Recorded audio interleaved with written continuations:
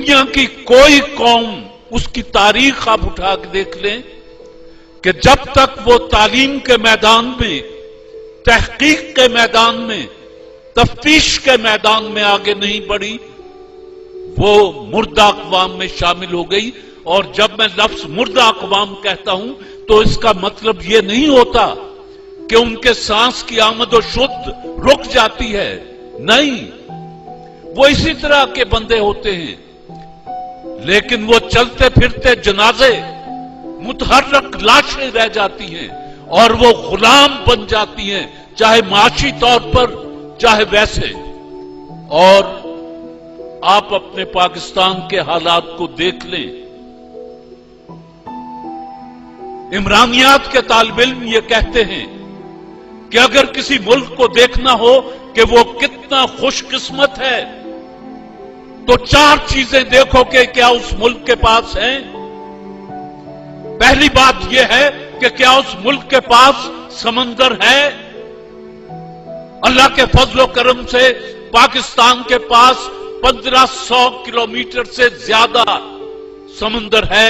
यह हमारा गवादर, यह जिवानी, यह बलोचिस्तान, यह कराची, यह बिन कासम, यह सारी बंदरगाहें हमारे पास समंदर है। दूसरी बात पूछते हैं, क्या उनके पास रेगिस्तान है। हमारे पास थल है, थर पारकर है, चोलिस्तान है।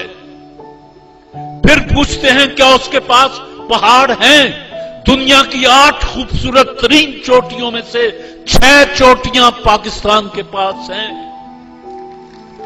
फिर पूछते हैं, क्या उसके पास मैदान है।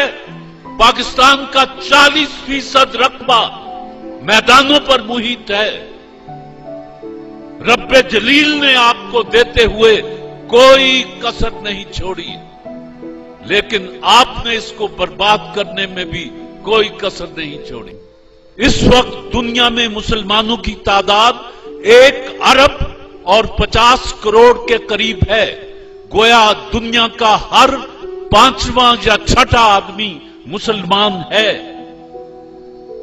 और इसके मुकाबले में यहूदी जो हैं वो चंद करोड़ हैं, 2 या 3 करोड़ हैं। अमेरिका में है, अफ्रीका में है, यूरोप में है, पाकिस्तान में है, या इधर उधर इसराइल में है। हम 1 करोड़, 1 अरब 50 करोड़, वो 5 करोड़। और पिछले 100 साल में 200 नोबेल प्राइज में से 180 प्राइज जो हैं वो यहूदियों के पास हैं। आपके पास सिर्फ 3 हैं। अब इसके बाद अगर रोने को जीना चाहे तो आदमी क्या करे कि एक तरफ 1 अरब 50 करोड़, वो 3 नोबेल प्राइज हासिल करते हैं। एक तरफ बहुत ही मार्जिन दे दूं 5 करोड़, वो 180 प्राइज हासिल करते हैं। मईशत उनके हाथ में। कार्ल मार्क्स कौन था? यहूदी था। ये जिसने पेंसिलिन बनाई कौन था? यहूदी था। दुनिया की इकोनॉमिक्स को इस वक्त यहूदी कंट्रोल कर रहे हैं। और मैं आपको एक बात बता दूं, जहन में रखिएगा कि आपके बच्चों का दूध तक ये मल्टीनेशनल कंपनियां उस पर कब्जा कर चुकी हैं। जिस दिन चाहेंगे आपके बच्चों को भूखा मार देंगे। सिर्फ दूध की बात कर रहा हूं। और पाकिस्तान दुनिया में दूध पैदा करने वाला 5वां मुल्क है, लेकिन आता सब कुछ उधर से ही है। बिस्किट भी उधर के आते हैं, गंदम भी वहीं से आती है। मेरे पास वक्त कम है और दिल के जख्म ज्यादा है। ज्यादा नहीं कहूंगा, सिर्फ ये कहूंगा कि आप, ये फैसलाबाद ताजरों का शहर है, यहां तिजारत बहुत होती है। सबसे बेहतरीन इन्वेस्टमेंट ये है कि आप अपने बच्चों को बेहतरीन तालीम दें। खुद चाहे एक वक्त खाना खाएं, لیکن اپنے بچے کے لیے اس کے بستے میں کتابیں پوری ہونی چاہیے. ہمارا مستقبل یہ بیٹھا ہے. یہ ہاتھ اگر مضبوط ہوئے، یہ ذہن اگر پڑھے لکھے ہوئے اور طاقتور ہوئے تو پاکستان طاقتور بنے گا. ہائے ہائے ہائے، مجید امجد نے کہیں کہا کہ وطن چمکتے ہوئے کنکروں کا نام نہیں، وطن چمکتے ہوئے کنکروں کا نام نہیں، یہ تیرے جسم تیری روح سے عبارت ہے. اور نظام کوہنا کے سائے میں عافیت سے نہ بیٹھ، نظام کوہنا تو گرتی ہوئی عمارت ہے. تو بات یہ ہے کہ ہم تو گرتی ہوئی عمارت ہیں. یہ ہے ہمارا مستقبل. 5 بچوں کو، یتیم بچوں کو، مسکین بچوں کو، غریبوں کے بچوں کو وہی تعلیم دیں جو آپ امیروں کے بچوں کو دیتے ہیں، وہی نصاب پڑھائیں جو آپ امیروں کے بچوں کو پڑھاتے ہیں. پاکستان میں دکھ یہ ہے کہ امیر کا بچہ ایچیسن میں پڑھتا ہے اور غریب کا بچہ تب پڑھ کے اسکول میں اردو میڈیم نہ کروں کی زبان. کیا کریں؟ اپنی طرف سے انہیں پڑھائیں، انہیں اپنی طرف سے کتابیں دیں. ان کو احساس نہ ہونے دیں کہ ہم تمہیں مفت پڑھا رہے ہیں. انسان کی عزت نفس بڑی چیز ہے. آپ مدد کریں اور انہیں پتہ نہ چلے. مزہ تو تب ہے کہ گرتے کو تھام لے ساقی، نشہ پلا کے گرانا تو سب کو آتا ہے. اور یہودیوں کی مثال میں نے آپ کو دی ہے.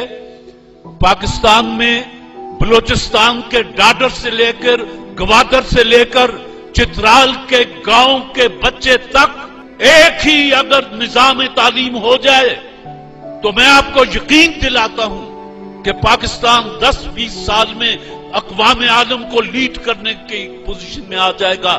شرط یہ ہے کہ 18 کروڑ میں سے صرف 5% کو حاکمانہ غرور نہ دو، 95% کو غربت نہ دو، ان کو جہالت نہ دو، ان کو اردو میڈیم کہہ کے نفرت نہ کرو. تمہاری اپنی ثقافت، تمہاری زبان، تمہارا ادب، ہر چیز تمہاری جو ہے وہ یہ 5% کھا رہے ہیں، نوچ رہے ہیں گدوں کی طرح. اور 95% کے پاس نہ رات کو کھانے کے لیے روٹی ہے، نہ اس کے گھر دیا جلتا ہے. اور بجلی اردو شاعری کے روایتی محبوب کی طرح کبھی آتی ہے کبھی جاتی ہے. ہم بھی عادی ہو گئے ہیں. آؤندیے تے آئے بسم اللہ، جاندیے تے در وڈے مجھا. سیدھی بات ہے، کیا کریں؟ اور زراعتی ملک ہے، گندم باہر سے آتی ہے. زراعتی ملک ہے، چاول باہر سے آتا ہے. زراعتی ملک ہے، دودھ باہر سے آتا ہے. ذرا ماحول بوجھل سا ہو گیا ہے. میری طرح کا ایک بندہ تھا، اس کو تقریر کرنے کا بڑا شوق تھا. چاہے دوسرا مجمع جو ہے وہ ہوٹ کر رہا ہو، تالیاں بجا رہا ہو، وہ تقریر کیے جاتا تھا.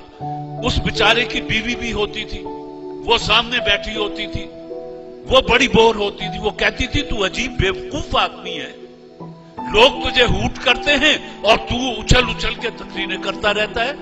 اس نے کہا نہیں، لوگ تو خوش ہوتے ہیں، میری باتوں پہ خوش ہو کے تالیاں بجاتے ہیں، ناچتے ہیں. کہنے لگی نہیں، وہ تجھے ہوٹ کرتے ہیں پاگل. دونوں نے سر جوڑ کے دونوں بیٹھ گئے کہ کیا کریں.